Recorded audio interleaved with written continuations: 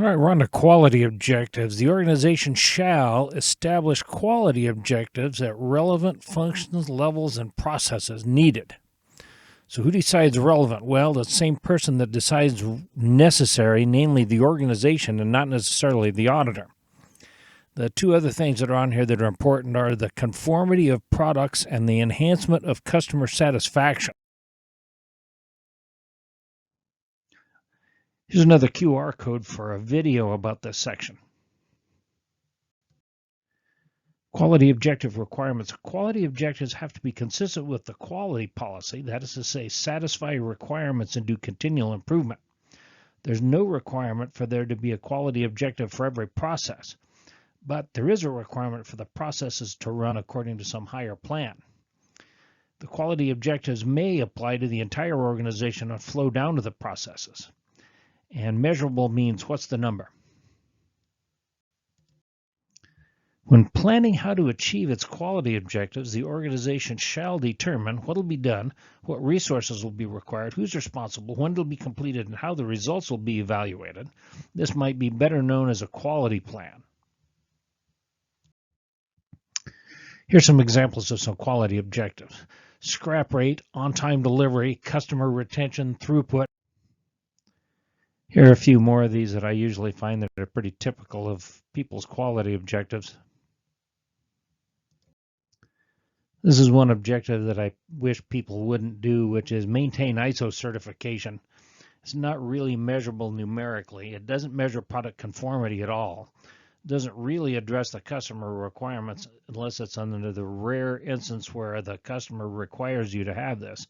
But the most important thing is you can't improve year to year. Once you've got it, you've got it.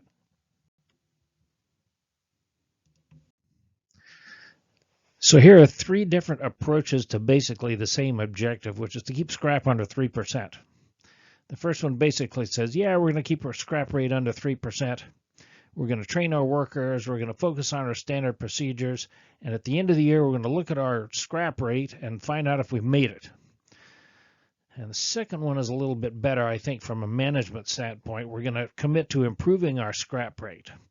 The person in charge is going to be the process owner. We're going to review it 4 times a year.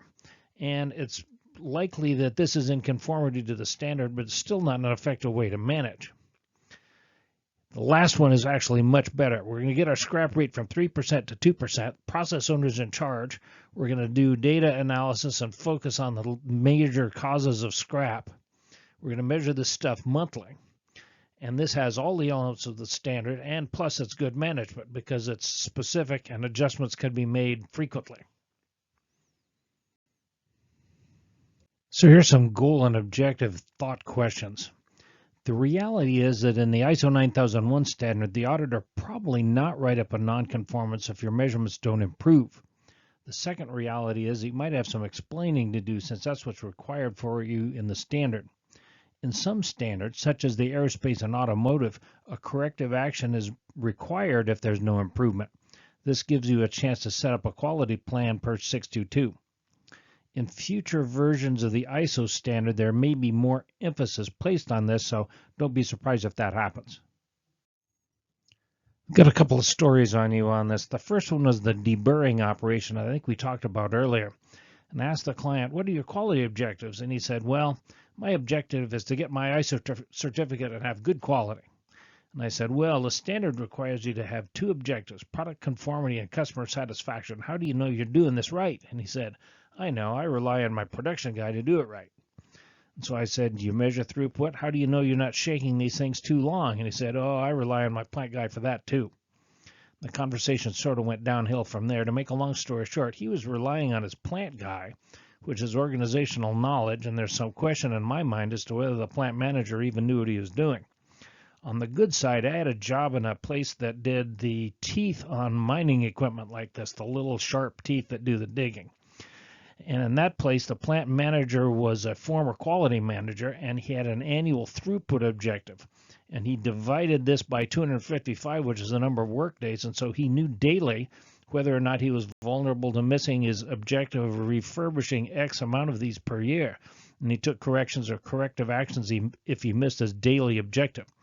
So you can use objectives as a management tool if you have the ability to gather the data.